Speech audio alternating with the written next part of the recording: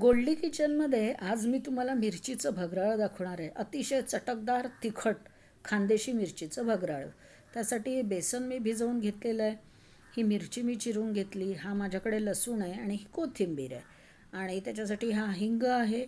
त्यानंतर काळं मीठ, साधं मीठ, काळं मीठ, हळद, जिरं आणि हे लिंबूसत्व आहे आणि मी थोडीशी ही भाजलेली जिऱ्याची पावडर घेतली.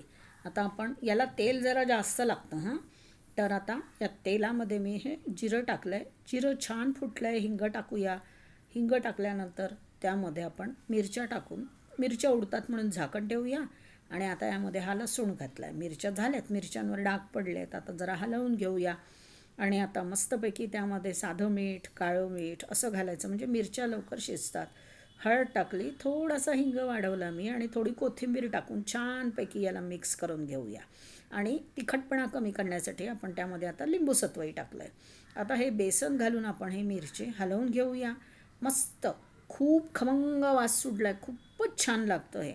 तर अतिशय तिखट, चटपटीत मोठ्या माणसांसाठी मिरचीचं भगराळं तयार झालं. आवडलं असेल तर लाईक, सबस्क्राईब, शेअर जरूर करा आणि मिरचीचं भगराळं एन्जॉय करा.